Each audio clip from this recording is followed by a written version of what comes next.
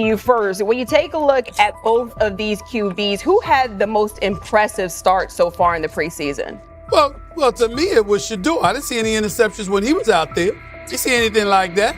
I mean, don't get me wrong. I don't think Dillon Gabriel did a bad job. I was impressed with the brother, but I'm going to go with Shedeur. You know, the pressure was on him. The spotlight was on him. Stephen A. Smith didn't just call out Dillon Gabriel. He held him accountable and made him rethink his comments. The moment Dillon Gabriel spoke and went after Shedeur Sanders, it wasn't a minor slip. He crossed the line and stepped directly into Stephen A. Smith's wheelhouse. And Smith answered with a clear, direct response that left no room for misinterpretation. The comparisons were emanating from the media more so than anybody else. And that's what I think, that's exactly who I think he was directing his comments towards. Having said that, Dillon Gabriel, respectfully, it was stupid. A very dumb comment to make. First of all, let me tell you something right now. In every walk of life, far beyond the parameters of a football field. This wasn't casual sports commentary, it was a decisive critique. Dillon Gabriel's comments were taken apart by Stephen A. Smith with clear, direct points. Gabriel, a quarterback with solid stats but limited top-level achievements, chose to take a public shot at Shedeur Sanders. Shedeur, who has handled sustained media scrutiny and on-field expectations, became the target of an unnecessary criticism. Smith responded by challenging Gabriel's standing to make that claim, and by defending Sanders on the facts. The outcome was clear. Gabriel overreached, and Sanders didn't deserve the hit. Dan Orlovsky would sit up here in comparison to Shedeur Sanders, who did no such thing, and say, hey, thought he looked better. I got to give him the edge here. I thought it wasn't bad. A pick six and a fumble, and we can get over fumbles. Have you heard anybody say that? I know it's possible. Have you ever heard anybody say, we get over? Stephen A. Smith responded immediately. As soon as Dillon Gabriel made his comments about Shedeur Sanders, Smith delivered a clear, point-by-point critique that drew national attention across the NCAA media cycle. Dillon Gabriel has a reputation as a good quarterback, not a dominant one. He can post strong numbers against opponents like Tulsa, but his performance has been inconsistent when the stakes and competition rise to playoff level. Well, those who produce get treated differently than those who don't. What he said echoes the mentality of all of America practically, and most certainly the world, as we see things being globalized more and more every day. It was a stupid, idiotic, immature comment, because clearly you were feeling the heat because a lot of people was talking about how Shedeur should be QB. Dillon Gabriel is a capable quarterback, but not a standout. Even so, he chose to talk down to Shedeur Sanders, a quarterback who has navigated constant scrutiny and pressure and still represents the future of a program that was struggling before he arrived. The comparison was weak. The criticism was unnecessary. Stephen A. Smith recognized that and dismantled Gabriel's argument with a clear, direct response. How the Browns react to this, how the locker room reacts to this, how Shedeur reacts to this, because it was a clear shot at Shedeur. But let's say Dillon Gabriel's talking about the media. How could you be a brand new quarterback in the NFL and the first time you get behind a mic after your first game, you throw the media under the bus? That's arrogance. Stephen A. Smith excels in moments like this. When Dillon Gabriel made his remarks about Shedeur Sanders, Smith responded with a focused, direct critique. He questioned Gabriel's standing to make that claim, noting that Gabriel has transferred between programs and has not been a Heisman finalist. Without theatrics, Smith laid out why Gabriel's resume doesn't justify taking public shots at Sanders. Smith's point was clear. Targeting Shedeur Sanders, a quarterback central to his program's future and consistently under intense scrutiny, was misplaced. Gabriel's criticism lacked the substance to support it, and Smith methodically showed why. Content today on his 42nd I want you to be meaner. Birthday. That's number one. Number two, after the game, the Browns head coach Kevin Stefanski said there was a mix-up in the routes and that players were in the area that they shouldn't have been. Look at Stephen A's face. Look at Stephen A's face. Look at Stephen A. Oh my Lord. The strength of Stephen A. Smith's response was that he didn't just address Gabriel's remarks. He challenged the image around him. Dillon Gabriel often presents himself as an overlooked contender ready to surprise. But the reality is that his profile hasn't commanded broad attention. It's a clear reminder that not every opinion carries equal weight. In defending Shedeur Sanders, Stephen A. was direct and precise. Shedeur isn't just a quarterback. He is Deion Sanders' son, which subjects him to scrutiny far beyond anything Gabriel has faced. Even under that pressure, Shedeur has maintained his composure, shown confidence, and delivered in key moments that helped revive a program many had written off. Stupidity, all of it. I thought it was a clear shot at Shedeur due to the fact that his Oregon coach threw a shot at Coach Prime and Shedeur during their meeting at Colorado last year. But you know what? The cream rises to the top. Let's see what happens this week. I see a lot of the media talking about they think it was about the media and not about Shedeur. And I think that's a chess move. For Dillon Gabriel to take shots at Shedeur Sanders was a miscalculation. Stephen A. Smith made the mismatch clear. Gabriel's attempt to shame Sanders was unnecessary and counterproductive. You don't target Deion Sanders' son when Deion has turned Colorado into primetime television. It underscored that Dillon Gabriel has often played with a chip on his shoulder because the spotlight hasn't followed him. He has been around long enough to compile numbers but not to earn broad respect. That's why going after Shedeur was misguided. Sanders, despite ups and downs, drives headlines. Gabriel's most notable headlines have been his transfers. Stephen A. Smith pressed that point without hesitation, challenging Gabriel's standing and leaving his argument looking like a forced throw that turns into a pick six. You know what? Still needs to thank me a little bit more for that restaurant I treated him and his family to, because it was big time, and stop embarrassing me by going places and trying to use coupons. That's how pathetic he is.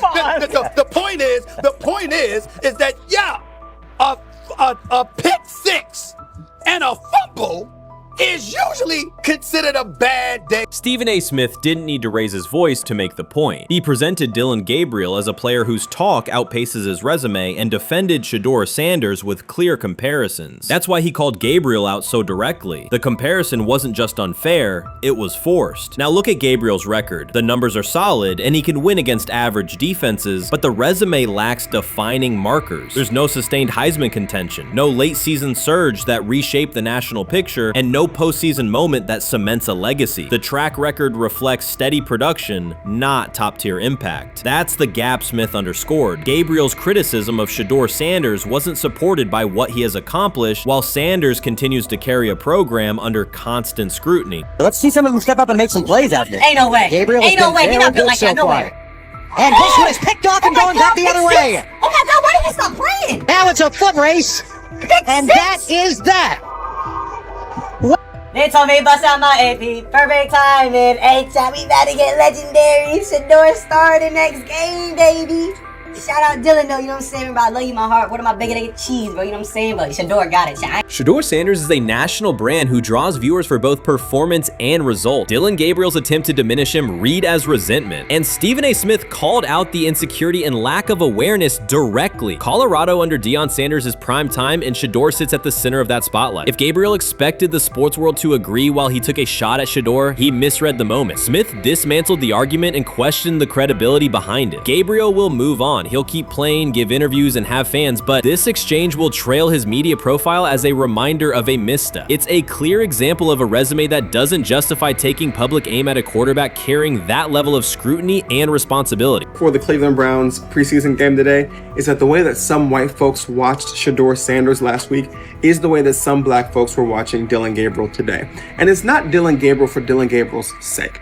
Most folks don't have a problem with Dillon Gabriel. It's what he represents, which is the disrespect of a black person for no other apparent reason than they are a confident black person. Dillon Gabriel thought he was aiming up. Instead, he was placed back among quarterbacks who are good but not great. Stephen A. Smith made the central point. Dillon Gabriel doesn't shape the conversation. Sports are about narrative as much as numbers, and Gabriel's story doesn't move the culture, while Shedeur Sanders does. Smith highlighted that contrast clearly. By the end, Gabriel's credibility had taken a measurable hit. The critique was decisive and sent a broader message to any player considering public shots at Shedeur Sanders. If you step into that debate, you will be held to a higher standard and your resume will be tested. Dillon Gabriel learned that the hard way. While much of the NFL community attended the ESPYs in Los Angeles, Shedeur Sanders spent the day in Cleveland with families recovering from a residential explosion. He did not seek cameras or a red carpet appearance. He chose to be present in a neighborhood working through loss. Weeks earlier, an explosion at the Rainbow Terrace apartments in the Garden Valley neighborhood displaced more than 100 residents. Local officials reported that 42 families were left without housing. A father suffered burns over most of his body and remained in a coma. His 2 young children were hospitalized in critical condition. The damage extended beyond structures. Families lost possessions, stability, and routine. Cleveland City Council member Richard A. Starr described the moment as a family fighting for its future. Outside of local reporting, national attention was limited. Sanders decided to go to the site, meet residents, and help organize a day focused on relief and connection.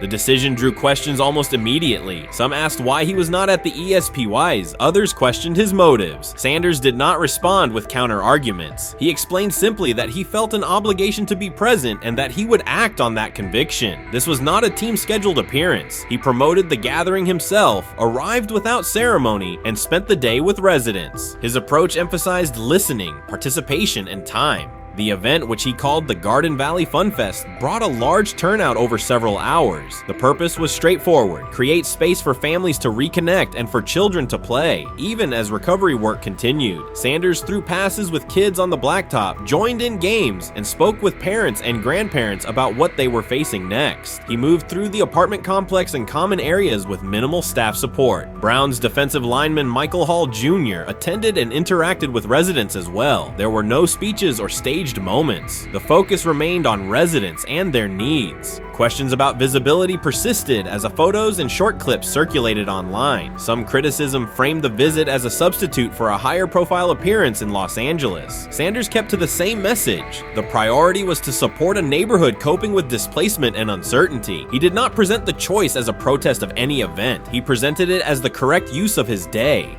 When local media asked about his intent, Sanders said his goal was to provide families with a day of enjoyment and a reminder of community. He added that financial support can help, but that showing up in person also matters. Standing with people, listening to them directly, and offering time. The statement matched the structure of the day. He stayed on site, remained accessible, and left the focus on residents rather than on himself. The timeline mattered to him as training camp approached. Sanders did not connect the visit to his role on the depth chart or his draft position. He kept references to football confined to preparation, learning the playbook, protections, cadence, and timing, seeking guidance from veterans, including Joe Flacco, and staying ready for opportunities when they come. He has repeated that he has time to grow and intends to use it to learn the system and earn trust. The visit did not alter those priorities. He returned to his regular schedule the next day. Since arriving in Cleveland, Sanders has treated community work as part of his responsibilities. Before his jersey went on sale, he visited schools, including John Marshall High School, speaking with students about goals, accountability, and effort. He set public objectives confidently, such as long-term aspirations for the franchise, but paired them with routine work in the building, meetings install, film, and on-field reps. The day at Rainbow Terrace fit that pattern. Identify a need, show up, contribute, and avoid unnecessary attention. For residents, the FunFest provided a brief reprieve from ongoing challenges: housing transitions, school logistics, medical appointments, and the paperwork that follows an emergency. For teammates and staff who observed, it was an example of a rookie investing time locally without seeking a headline. For Sanders, it reinforced how he plans to operate in Cleveland: be consistent, be present, and let actions speak.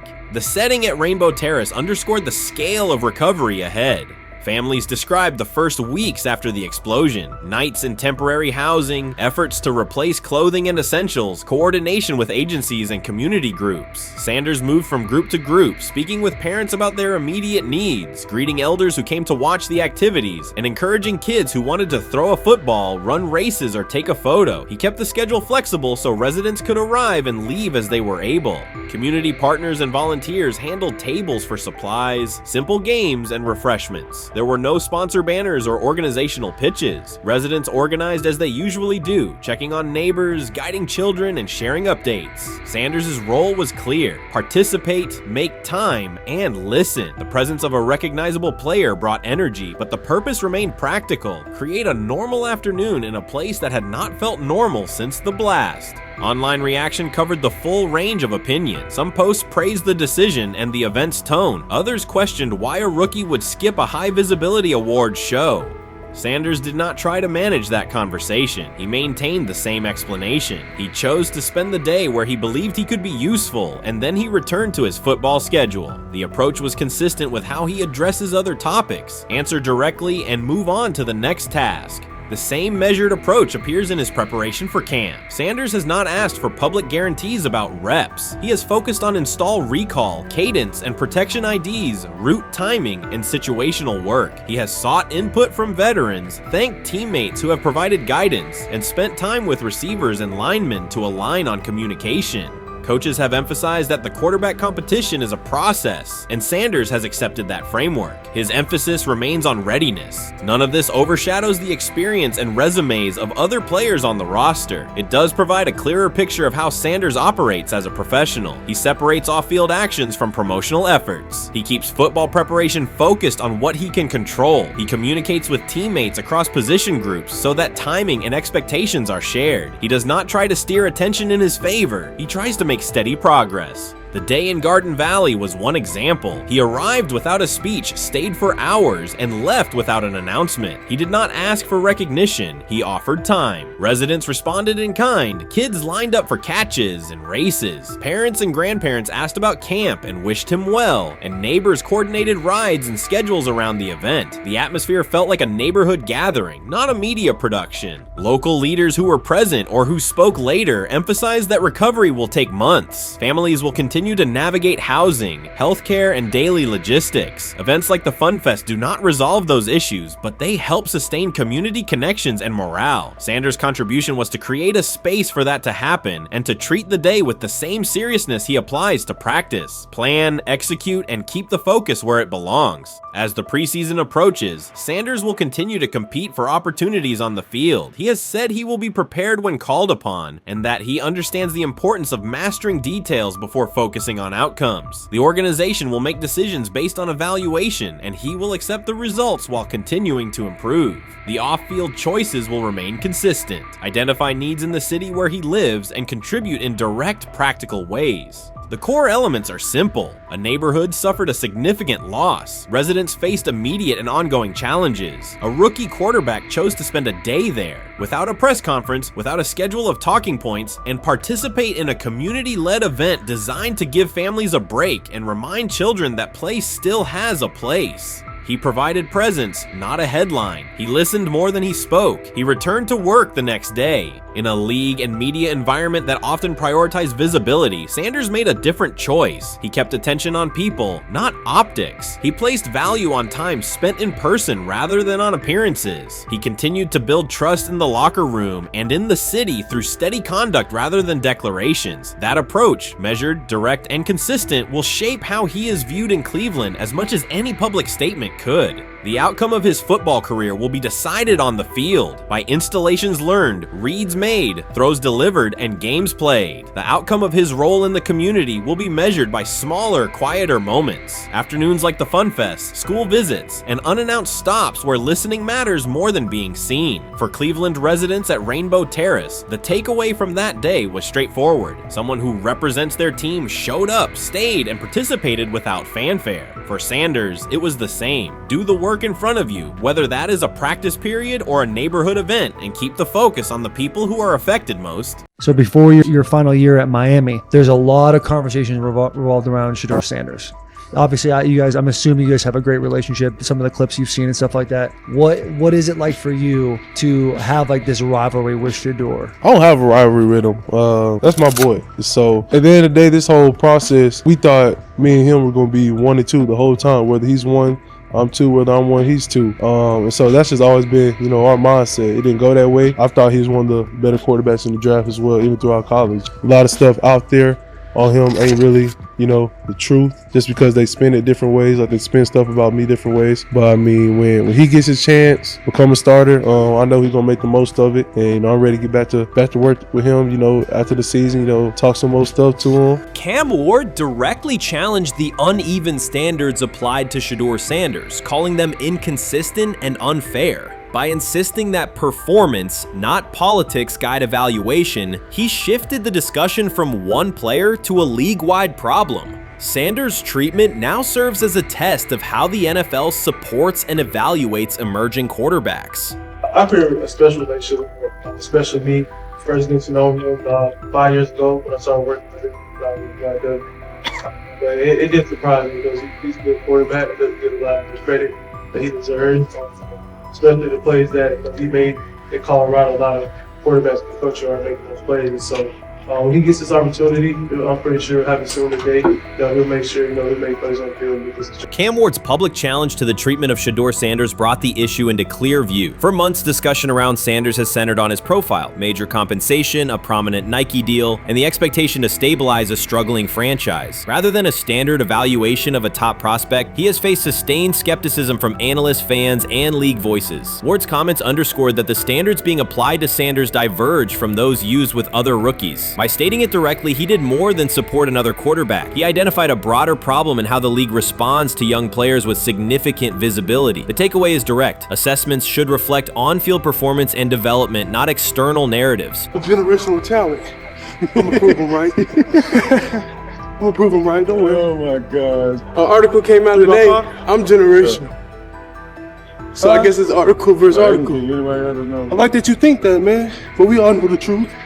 What? Trav gonna be first? You generation, I'm legendary. That's cool. We can be legendary. Legendary, get their ass. We'll start doing it in like 5 minutes. Shedeur Sanders entered the league with more than a playbook. He brought a public brand, a family legacy, and expectations unusual for a first-year quarterback. Before his first regular season throw, he was already positioned at the center of attention. Rather than assess him on that reality and his on-field ability, many voices reduced him to marketing, treating visibility as proof of hype instead of performance. Cam Ward pushed back on that framing. His point was simple: judge Sanders by the same criteria applied to other rookies. With Sanders' resume, production, leadership, and composure, most first-year quarterbacks would be discussed as long-term cornerstones. The evaluation should be consistent, focused on development and results, not perception. This is the process with Shedeur, who I know is a buddy of yours, and how do you think both of you guys will end up doing in the league? I think we'll both end up being one of the best quarterbacks in the league. I just think the work that me and him are willing to put in, the relationship we have to constantly compete each and every day, to better our craft, for ourselves. I just think it's gonna end up paying off for us in the long run. Do you guys kid each other about who's going first and how much that matters to you? Yeah, we play around, we joke around with it. It really don't mean nothing. The draft pick will never mean anything. At the end of the day, you got to show whether you can prove each and every Sunday. You can't just do it 1 year. Disrespect shows up in two patterns. First, Shedeur Sanders is repeatedly framed through his father, Deion Sanders, as if lineage erases his own work. Discussion drifts to pedigree instead of what the film shows. Second, his visibility is treated with suspicion. His audience reach, partnerships, and ability to lift ratings are labeled hype rather than recognized as value. Instead of acknowledging that he drives demand and expands the stage for his team, critics call it an unfair edge. The result is a skewed evaluation. Star power is held against him while on-field production gets pushed aside. The standard should be consistent. Assess the tape and the development, not the last name or the attention it brings. Well, Ward were microfacts. Cam Ward's remarks went beyond defending Shedeur Sanders. They confronted how the league manages star power. The reality is simple. The NFL markets visibility, but resists it when a player doesn't follow the expected script. Rookies are supposed to be quiet, deferential, and grateful for limited leverage. Sanders arrived with leverage, brand reach, major endorsements, and confidence. And that presence was recast as entitlement. Instead of treating those factors as earned advantages, much of the commentary used them to diminish him. Ward called out that contradiction. The same influence the league sells to audiences is criticized when a young player exercises it. His point is a standards problem, not a personality dispute. Evaluate Sanders on his preparation, leadership, and results. Don't penalize him for having a platform or for using the leverage that the modern NFL itself helps create. Now it sounds like the Cleveland Browns are going to all but imprison Shedeur Sanders in the football sense of a very talented rookie quarterback who obviously needs reps, needs an opportunity, and who now, barring some miraculous luck, will not get the opportunity to play in a single real game. I'm sure many around the NFL are celebrating as we speak. They are chuckling about this. Many in the NFL wanted to teach Shedeur and his daddy. Cleveland became the center of the conversation. With Shedeur Sanders attached to a major Nike partnership, the expectation was straightforward. He should be given real game reps. The Browns instead leaned on Joe Flacco as the default choice, treating stability as the safer path while sidelining a quarterback with clear cultural and commercial pull. Each week Sanders didn't see the field, scrutiny grew. Commentary questioned the value of his contract environment and relevance, and fan debate shifted from development to doubt. That wasn't measured evaluation. It was a delay framed as prudence that eroded confidence in the process. Cam Ward reset the terms of the debate. He pointed to an uneven standard. When veterans or other young players secure significant endorsements, it's considered smart business. When Sanders does it at scale, it's recast as ego or hype. Even the scope of his off-field agreements became ammunition against him rather than evidence of market demand. Ward's position is simple. Use one standard. Assess Sanders on preparation, decision-making, and progression, not on discomfort with his platform. Treat visibility as an asset, not a disqualifier. The issue isn't attitude or branding, it's the consistency of the evaluation. Ward called it directly. The treatment has been unequal, and it should be corrected by aligning opportunity with performance criteria. Fans need to recognize there's not a team in the league he'd start for. Not one. That's not ridiculous, that's not unfair, that's not a vast conspiracy. Shedeur Sanders fans are Angel Reese fans. They're just fair weather fans who don't really give a fuck about the sport. Most of them are just Dion fucking groupies that followed him when he went to fucking Colorado, just like Angel Reese's fans had never watched basketball prior to her playing at LSU, and they followed her to the WNBA and don't know shit about the sport.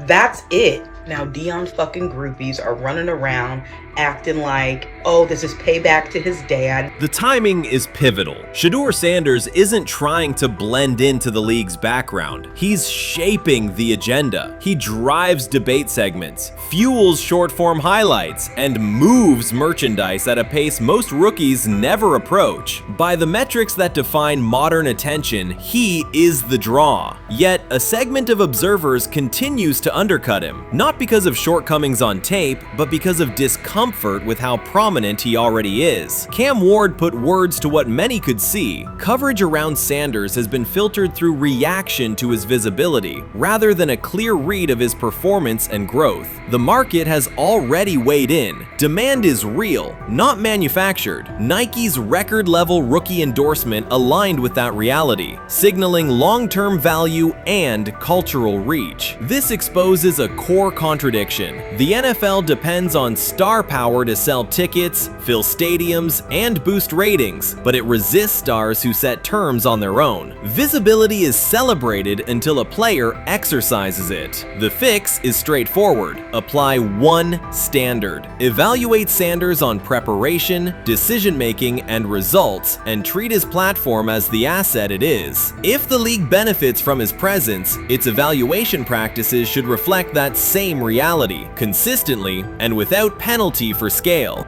Shedeur Sanders does not depend on league promotion. He established his platform before the NFL and continues to expand it on his own terms. That autonomy challenges the status quo. Cam Ward's support was more than a defense of a teammate. It was a warning that if the league holds to outdated expectations, it risks falling behind the very players who drive audience attention and revenue. Claims that Sanders lacks real popularity ignore measurable facts. A large, active following, consistent merchandise demand, and sustained coverage across major outlets. Doubts about his standing as a quarterback overlook his college production and growth indicators. The pattern is familiar. Efforts to minimize him increase his reach. Each skeptical headline widens the spotlight, and each dismissive take creates more engagement. You cannot reduce a player built for visibility by arguing he should be less visible. The practical outcome is the opposite. Scrutiny becomes signal. Sanders is not merely enduring criticism, he is turning it into momentum, converting attention into leverage on and off the field. You can't fire the owner because he can't fire himself.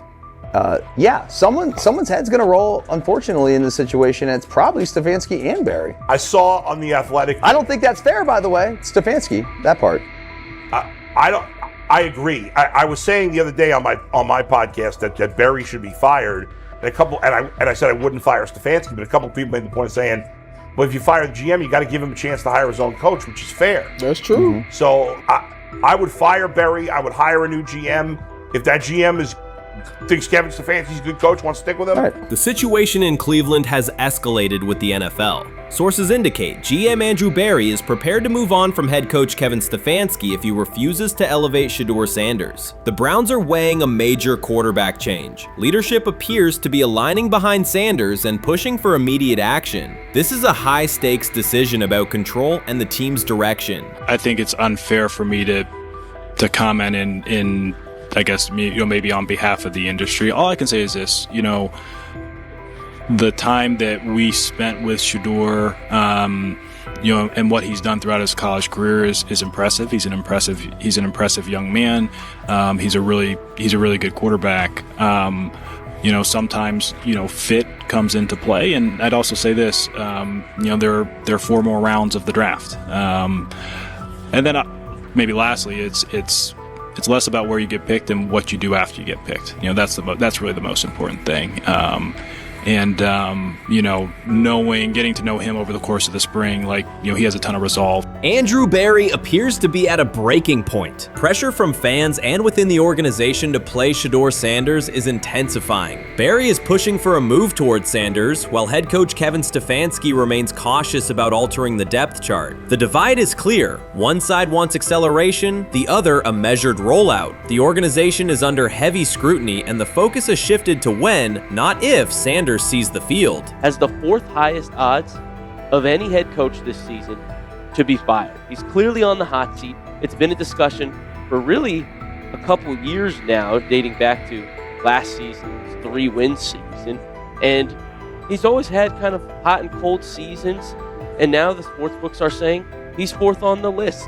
Number 1 is Mike McDaniel of the Miami Dolphins, Brian Daboll of the Giants at 2, Shane Steichen at 3, and there is Kevin Stefanski plus 650 to be fired. This has moved beyond tension to outright stubbornness. Rather than elevating Shedeur Sanders, the staff has chosen Dillon Gabriel. The current depth chart looks less like a forward plan and more like resistance to change. Fans have been clear about who they expect to see, yet the organization keeps delaying. Every week without a real evaluation of Sanders slows development and blurs accountability. Cleveland is choosing a conservative approach when a decisive decision is needed, sending a message of uncertainty to both the locker room and the city. Now being the 3rd string quarterback for the Cleveland Browns, was that so much was made out of unbelievable. He actually made the team as the 3rd string quarterback. Like that was a big deal. Like that was somewhat of a surprise to a lot of people. He should have been the 1st pick in the draft. Kevin Stefanski appears to be doubling down to validate his approach. Despite sustained demand from Browns fans to see Shedeur Sanders reflected in chants, merchandise, and constant discussion, he continues to keep Dillon Gabriel in front on the depth chart. The decision functions as an assertion of control rather than a response to momentum. Even with clear signals from the fan base, Stefanski is staying with Gabriel and delaying a full evaluation of Sanders. It is a deliberate choice to maintain his plan and pacing, not to accelerate change. Cleveland is prioritizing continuity over recalibration, keeping any transition to Sanders on hold. But yeah, the Browns are in a tough spot. They have wasted. You traded a ton of high draft capital to get Deshaun Watson. You've gotten nothing out of Deshaun Watson. and missed an opportunity. Like, who knows who they would have drafted? Now, maybe they would have screwed up those picks and the Browns would still be in bad shape.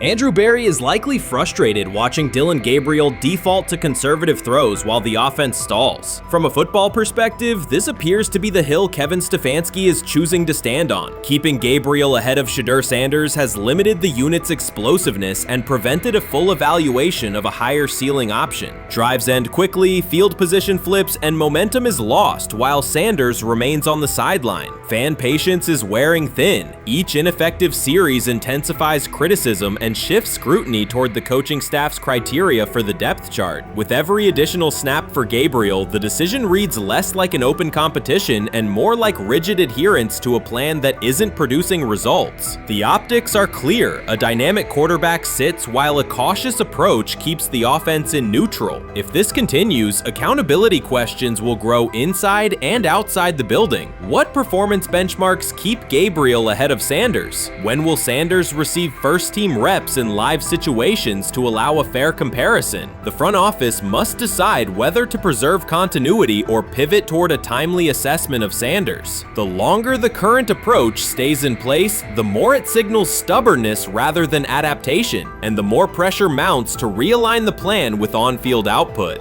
I honestly see it happening if the Browns lose a bunch of games. Like if they get 5 wins or less, I see the report coming out now that Stefanski will be fired. I don't want it to happen. I want the Browns to be good, win a bunch of games. I think that they're going to be a team that is slept on and can at least get 7 wins, which is why if they don't, I see Stefanski getting all the blame for that, and there'll be a new coach in Cleveland.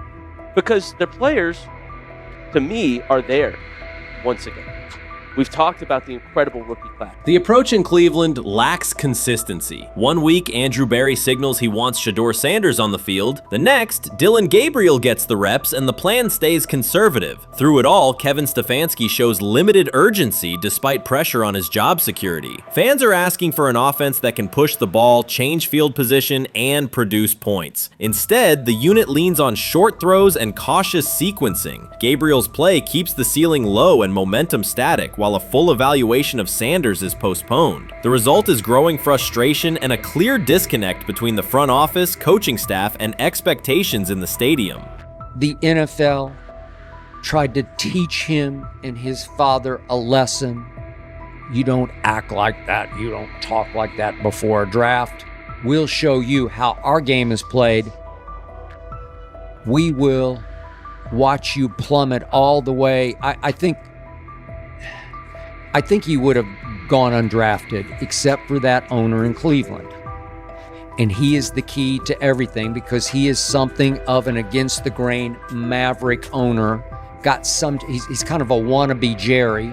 Fan speculation is growing. Some believe Kevin Stefanski lacks confidence in Shedeur Sanders. Others think he's prioritizing Dillon Gabriel for reasons unrelated to performance. A more extreme view claims Stefanski is manipulating outcomes to secure a buyout. Whatever the motive, the risk is clear. This approach is straining his relationship with GM Andrew Berry and alienating the fan base. Pressure is rising, Berry's patience is running out, and supporters have shifted from requests to demands. If the current plan continues, calls for a change in quarterback and accountability will intensify. Grab hold of the starting job. Yes, but I don't think we're going to know which one until we get deep into August. Now, I think, we tracked the reps everybody was getting at practice throughout the OTAs and minicamp. But when you talk to people there, they just want to make sure everybody got what they needed. And that, Kenny Pickett, we find out if he has the goods to be the starter. Joe Flacco, they back him off a little bit. He's 40. He may not need as much. The rookies, Shedeur Sanders and Dillon Gabriel, what do they need to learn to make the transition from the college game to the pro game? That's what the spring was about for the Browns quarterbacks. Now, Shedeur Sanders has moved from social media celebrity to on-field standout, and ESPN now lists him among its first-team candidates. Reactions are split. Some fans are impressed while others are skeptical. Whether this reflects Deion Sanders' long-term strategy or simply Shedeur's rapid development, the story is drawing widespread attention. Here's a look at what led to this moment. They never planned on taking him. The problem is, like Ocho Cinco said, you got somebody that has endeared himself to the locker room. And guess what? The difference between him and Tim Tebow, the biggest one, is he can play. He can throw the ball. Tim Tebow running around being an H-back. He can throw the ball.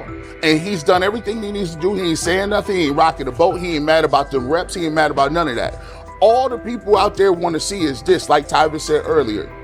We want to see what he can do with Jerry Jeudy. Online reactions are sharply divided. Some fans strongly support Sanders, while others argue he is overrated. Traditional analysts cite statistics and claim his recognition comes mainly from his father's name. Sanders supporters are actively celebrating his rise and already predicting a future NFL career. Sports media outlets have made his candidacy a central topic of debate. The discussion now extends beyond statistics and victories to include his marketability, public image, and on-field presence. Sorry, is Shedeur Sanders going to get a chance to win this job? Do you believe he gets a legit shot to win this job? Listen, I think first of all, the action's going to really start in training camp. Like, forget all the OTA stuff. You don't win a job in OTA. The real action starts in training camp. And just like Shedeur said, during the mini camp, when it's time to take your rep, you got to make the most of it. Because I think early on, there's going to be a lot.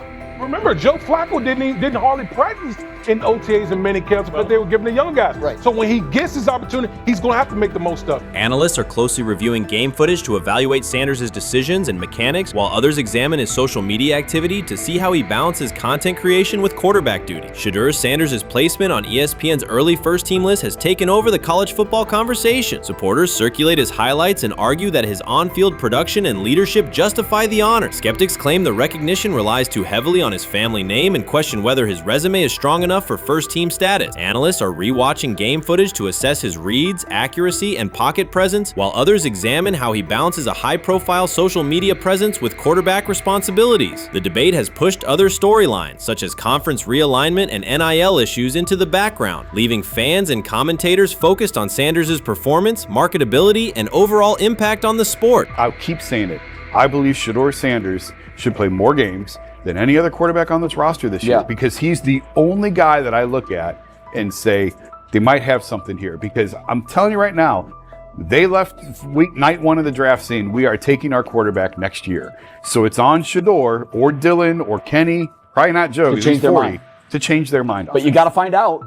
You gotta find out. Opinions differ on whether Sanders is benefiting from his family name or simply showing real progress, but the attention is undeniable. Social media is flooded with edited images elevating him to legendary status. Critics argue the first-team nod is driven by hype and marketability, while supporters point to his flashes of strong arm talent, field vision, and decision-making. Regardless of motive, the announcement has dominated the football news cycle and intensified debate over how much of his rise is performance-based versus media-driven. Highlight reels rarely show Sanders' turnovers, late-game mistakes, or inconsistent stretches. Being named to a first-team watch list suggests sustained dominance, something Sanders has displayed only in flashes. His selection appears driven as much by brand recognition and media appeal as by performance. ESPN's decision has intensified debate. Data-driven critics post statistics that question his resume, while passionate supporters predict awards and future NFL success. Commentators recall a time when first-team consideration required years of proven excellence. Yet many fans already see the announcement as confirmation that Sanders is on track for major college football honors. Shedeur Sanders has earned first-team reps when training camp commences later in July. I'm not saying like he's the first guy up when you do 11 on 11s, day 1, 2, 3, 4, 5 at training camp. I'm not necessarily saying that. But he's the one quarterback that we didn't get a chance to see take reps with the ones. But I think Shedeur has a chance to make this conversation interesting if he gets those reps with the ones and he has the same success that he did with the 2s, the 3s, and the 4s. I have confidence he can show you something, but I got to see it. We all got to see it before we can actually judge that. Some believe Deion Sanders is already preparing for an award ceremony, while others are furious, threatening to protest ESPN's credibility over Shedeur's first-team mention. Critics argue that honoring Sanders without a full season of elite play undermines college football standards. Supporters insist his performance and profile justify the recognition. The debate reflects a broader clash between traditional merit-based evaluation and modern brand-driven visibility. In today's landscape, first-team consideration is no longer only about statistics. It also involves marketability and audience engagement. Whether welcomed or rejected, Sanders commands attention and embodies the sport's shift toward both performance and personal brand. Watson says he has been mentoring Shedeur Sanders at the quarterback position. The biggest failure in the NFL is now mentoring quarterbacks. The most overpaid under-deliverer at the position is now mentoring 2 rookie QBs and a Super Bowl champ. So what exactly are you mentoring him at? You have had 24 civil lawsuits that you paid off to go away. And when you play, you are as ass as those massage therapists are, apparently. Shedeur Sanders is also a show. It's all about him. It's all about anything else. If you don't see that by now, then you're just blinded. Cleveland's second most talked about player has yet to take a professional snap, and it isn't Deshaun Watson. Rookie quarterback Shedeur Sanders has already captured the locker room's attention and the fan base's enthusiasm, creating a visible shift in the team's internal dynamics. Watson, once the uncontested focal point, now shares the spotlight with a newcomer who has only practiced in shorts. The Browns are experiencing a rapid, unforeseen change in popularity within their roster. Four-man competition. It's not. It's 2 guys versus 2 guys.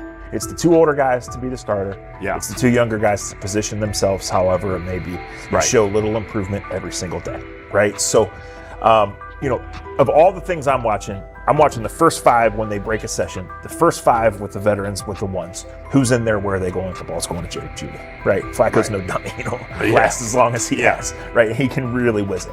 But as we go on, I want to watch these guys because they probably just got plays installed Tuesday, and they're out there running on Wednesday. Shedeur Sanders arrived in Cleveland and immediately commanded attention. The rookie has yet to take a preseason snap, yet the energy around him inside the building and across social media eclipses what many veterans receive in an entire season. Fan enthusiasm is so strong that Deshaun Watson's jerseys are already drifting toward the clearance rack at the team store. In a matter of days, Sanders has become the roster's second most popular figure, while Watson watches his once secure QB1 status and public approval shrink by the hour. Shedeur or Deshaun? Who do you want as your quarterback next year? Honestly, Shedeur. I love Deshaun though. Like, I don't understand all the hate for Deshaun. You get hurt and you get booed, bro. That's foul. That might be the foulest I ever seen. The Browns' social media staff posted a single candid photo of rookie quarterback Shedeur Sanders releasing a warm-up throw, and the response was immediate and overwhelming. Fans saturated timelines with edits of themselves alongside him, while Deshaun Watson's routine practice reps drew comparatively little notice. Although an official Sanders jersey has not been released, unauthorized versions are already moving at a pace that exceeds merchandise sales for several other AFC North teams. The surge in interest marks one of the most intense fan reactions Cleveland has experienced in recent memory. The excitement surrounding Shedeur also triggers a wave of criticism. Veteran analysts, anchored in a 1980s mindset, question whether his style will translate into lasting success. They focus on his NIL earnings, social media presence, and visible confidence, arguing that the image overshadows substance. To them, outward self-assurance appears to be a distraction rather than a competitive asset. Even a simple smile or brief display of personality is cited as evidence that he lacks the measured discipline they expect from a starting quarterback. Critics claim Shedeur Sanders is notable only because of his father, overlooking the performance he delivered at Colorado. Many of those same observers ignored the Buffaloes until Deion Sanders made national headlines, yet they now question whether his son has earned the attention. They want rookies to keep quiet, carry clipboards, and wait 2 seasons before challenging for a starting role. Sanders is disregarding that script from the moment he arrived. His presence has already turned Cleveland's quarterback discussion into a genuine 2-man competition before a single preseason snap. Deshaun Watson maintains publicly that the situation does not concern him, but it is hard to believe the pressure is not real. A fully guaranteed contract protects his paycheck, not his standing in the locker room. Sanders, meanwhile, is translating charisma and early momentum into tangible influence with teammates, coaches, and fans, reshaping expectations for who will lead the Browns on opening day. I'm a firm believer. If I wanted Shedeur Sanders at 2, at worst at 33, of course I already think that he's better than other quarterbacks. Because that's the type of talent, that's where I would have picked him at. And if he was at 2 or 33, and he still had this same exact skill set, we would be talking about him starting and playing. Right. Well, there'd only be 3 quarterbacks. It'd be here, 3 quarterbacks, not 4. Yeah. But to see move to the 5th round, that's cool. They might have to go along with it. But to me, I think if you ask who got the best tools, I'm going with Shedeur. Shedeur Sanders has not taken a single professional snap, yet discussion about him has split NFL social media into two camps. One side already argues he should start immediately. The other worries about what that means for veteran quarterbacks like Deshaun Watson. Reporters now line the perimeter of Browns camp, scrutinizing every inconsistency in Watson's spiral and every precise throw from Sanders during drills. Each well-placed pass is clipped, posted to TikTok, and captioned as evidence of a future QB1. Cleveland is no stranger to quarterback drama, but this situation is different. Rather than cycling through another unproven starter, the franchise is dealing with a rookie who entered with more polish, public attention, and perceived readiness than most first-year players. Fans chant Sanders' name before he has appeared in a preseason game, while the established starter works to maintain his relevance. The atmosphere is not yet a full controversy, it is a countdown. Traditional analysts insist on the importance of experience and respecting the process, yet Sanders is progressing on the timeline set by the supporters who already view him as the next leader of the offense. Shedeur Sanders did not treat Day 4 of Browns training camp as anything other than work. He completed 8 of 11 passes with 3 touchdowns, operating with control and accuracy throughout the red zone periods. The throws were varied, a well-placed ball to rookie Luke Floria that led him across the goal line in stride, a firm throw to Cade McDonald over middle after a quick read, and a tight window completion to Deontay Johnson at the back of the end zone with 2 defenders closing. The sequence showed timing, poise, and placement under pressure. While national attention centered on Joe Flacco's underneath completions and Kenny Pickett's option and rollout periods, Sanders produced scoring plays on schedule. The performance was not the product of broken coverages or end-of-period reps. It came within structured work, with defenders in position and the offense executing standard progressions. The accuracy rate, 8 completions on 11 attempts, reflected consistent mechanics and decisions. The operation was steady from huddle to snap to finish. Despite that session, the distribution of first-team snaps did not change. Camp logs indicated that Pickett and Dillon Gabriel continued rotating with the starters, while Sanders remained primarily with the second unit. With the first preseason game approaching, that choice drew more attention from observers who expected productive days to be followed by expanded opportunities. The question surfaced again: what additional evidence is required to evaluate Sanders with the top group? The 3 touchdowns illustrated different aspects of his profile. On the throw to Floria, Sanders used a measured trajectory to lead the receiver away from contact and into the end zone. On the ball to Johnson, he identified leverage, held the safety with his shoulders, and delivered to a precise spot at the back line. On the throw to McDonald, he eliminated the first read, reset, and drove the ball into the window before the hook defender could squeeze it. Each score reflected a particular tool: anticipation, manipulation, and velocity within standard timing.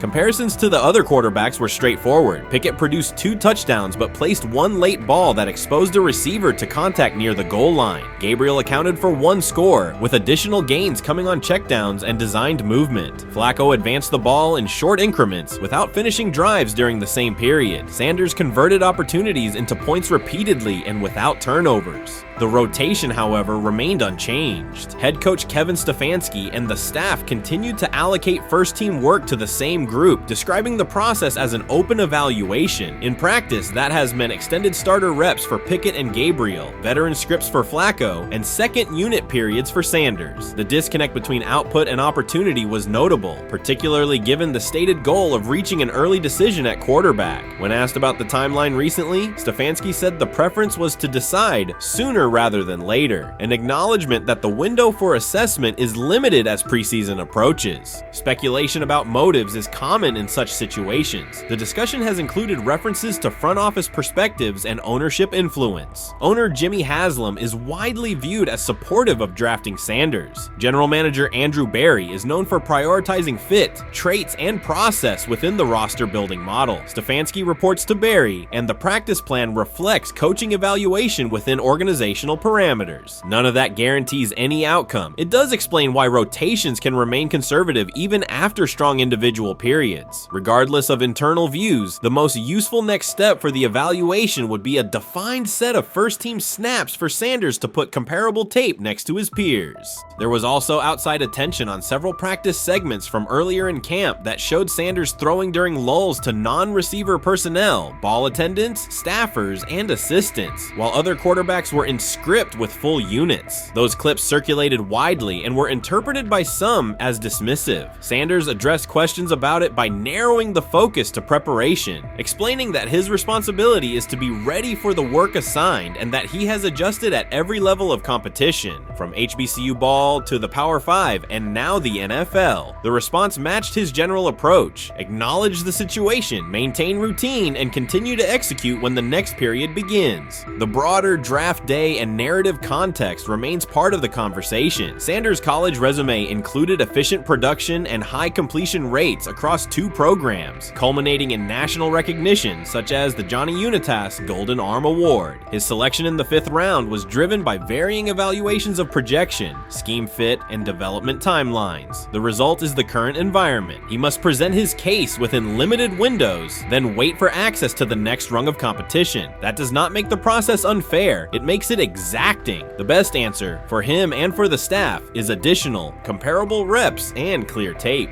Fan reaction after day 4 was direct. Social accounts and comment threads filled with assessments that centered on performance rather than reputation. Sanders produced 3 touchdowns, avoided negative plays, and showed command in the red zone. Supporters pointed to that tape and asked for opportunities with the starters to verify whether the same rhythm carries over with the top receivers and linemen. The message was not about headlines. It was about the logic of evaluation in a compressed calendar. From an operational standpoint, Sanders' day reflected consistent fundamentals. His base was disciplined, his eyes matched his feet, and his timing aligned with route depths. On the Johnson score, he used a subtle shoulder turn to hold the safety before resetting and throwing to the back line. On the McDonald throw, the ball was out on the second hitch, arriving before the defenders could converge. On the Floria play, the arc and placement minimized the hit risk and maximized the run-through. Those are portable traits. They translate across units if the timing with receivers is established through reps. The staff's balancing act is real. They must prepare the presumed week 1 starter with sufficient continuity while also giving developmental players enough exposure to judge ceiling and floor. That tension is present in every camp. The cleanest path through it is to carve out defined first-team sequences for each competitor and evaluate the tape against comparable defenses and situations: high red zone, low red zone, 3rd and medium, and 2-minute. Sanders' performance on day 4 strengthened the case for such an allocation. Context matters off the field as well. Earlier in the offseason, 2 speeding citations, 91 miles per hour in Brunswick and 101 miles per hour in Strongsville, prompted public comment from Barry, who emphasized standards and safety. Sanders accepted responsibility, stated that he learned from the incidents and moved on. In camp, he has kept the focus on football tasks, install retention, cadence management, protection IDs, and post-practice review. He has also continued to build rapport across position groups, including veteran receivers and defensive backs, so that timing and expectations are clear when reps arrive.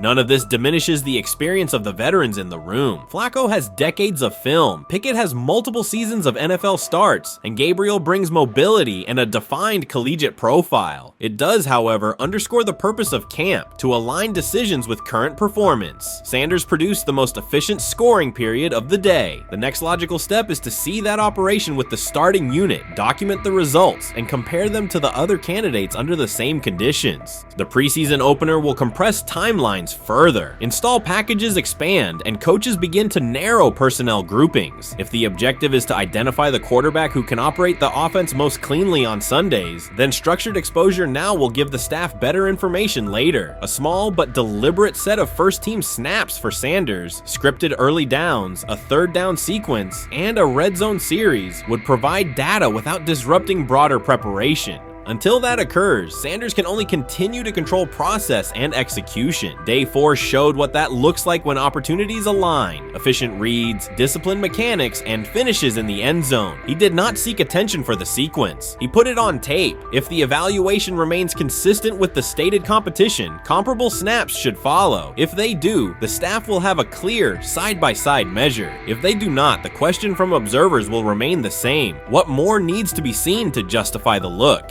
For now, the record from day 4 is clear. 8 completions on 11 attempts, 3 touchdowns, no turnovers, red zone precision, consistent control at the line and in the pocket. Those are tangible outputs. They merit a defined opportunity with the starters as the team moves toward preseason and the decision that follows. Whether or not that opportunity arrives immediately, Sanders has shown the preparation and execution necessary to be evaluated on equal footing. The next step is a matter of allocation, not speculation. think, honestly, guys notice it more when you're out winning games, right? If Cleveland starts off in a bad start, they're not doing well, and all of a sudden Shedeur or Dillon Gabriel are doing well in 7-on-7. They're throwing dimes. In practice drills, the number one defense can't stop them. People take notice of that, and the more that the players see it, they're gonna. Then the comments start happening over the lunch table. They start happening throughout the building, and that's when the pressure really will get severe. The Cleveland Browns were focused on resolving their quarterback situation until Jason Kelce made pointed comments that triggered a strong reaction from ownership. The response inside the organization was immediate and intense. What exactly did Kelce say that has the dog pound on edge and the front office under pressure? We've seen that miserable game by the Cleveland Browns. So they throw Joe Flacco in there, and I like Joe Flacco. He did good, but they gave him the resource of all the first-team guys. Then they throw Dillon Gabriel in there with first teams and second teams. So Dillon always is getting protected. The same thing again, they gave this scrub max protection on every play.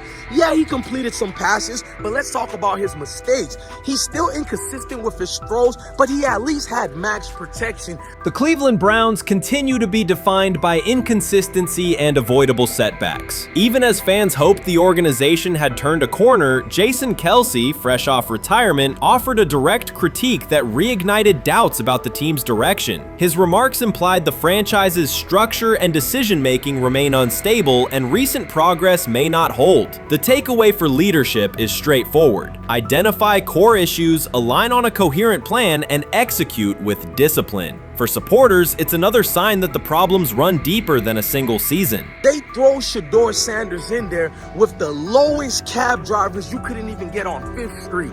And I'm pissed off, bro, because the play calling was abysmal. Look, even if you don't like Shedeur didn't even get a chance to be trash.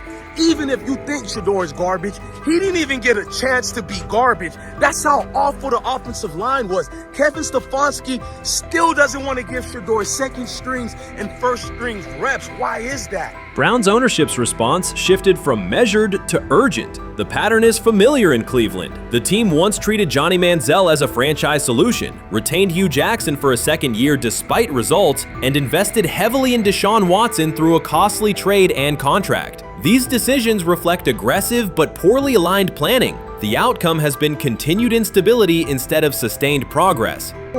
That this was the guy that they wanted to start. He's seasoned, he's experienced, he still has a big-time arm, even at his age, and they open with the Cincinnati Bengals. They wanted that experienced guy. He was always going to be the guy. They were not going to start Dillon Gabriel or Shedeur Sanders in week 1. Kenny Pickett had a hamstring injury. It makes it easy to go with Joe Flacco. And the question isn't and wasn't going to be who's the starter in Cleveland. The question is, who's going to be the backup in Cleveland? Who's going to be the number 2 quarterback when they open the season against these Bengals? Fans still show up season after season, expecting improvement and bracing for setbacks. The usual pattern has been early optimism followed by a gradual collapse. But last season was different. For a sustained stretch, the Browns looked organized and competitive, resembling a functioning team. Couple days, 3 days until roster cutdowns, how do you feel about that? Do you feel like you belong here on this team?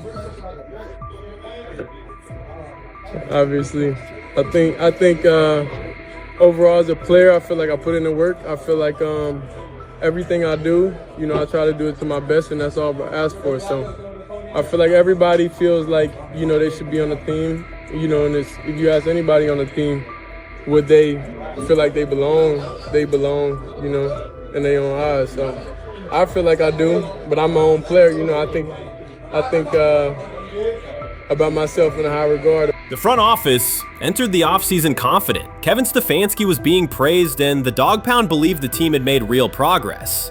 Then Jason Kelce delivered a pointed assessment that cut through the optimism. Fresh into retirement, the former Eagles All-Pro and Super Bowl champion said Cleveland still looks like a team patching over issues rather than building a durable contender. Kelce's view was direct. The Browns' structure is fragile, and the roster is too dependent on perfect health at quarterback. He argued the team is one injury away from losing continuity and sliding backward. Because Kelce has operated inside a stable, championship-level organization, his comments carried weight with players, media, and fans. The reaction was immediate. People took his critique seriously, not as outside noise, but as an informed evaluation of how a successful team should be built. Ownership also felt the impact. Jimmy Haslam's response shifted to urgency, a sign that leadership recognizes the stakes. The criticism arrives in the context of prior high-risk decisions, especially the fully guaranteed $230 million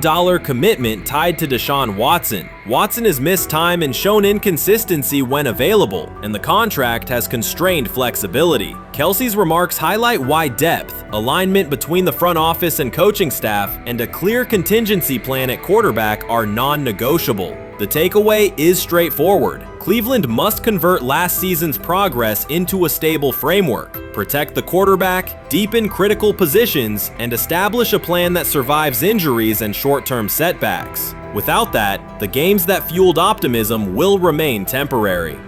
If you're a betting man, who do you think starts for the Browns at quarterback? Okay, this is the situation. Kenny Pickett, they actually traded for him. Joe Flacco, no one's bringing Joe Flacco in the building thinking Joe Flacco's going to be the starter. If Joe Flacco is your starter, you got a problem. You have a huge problem.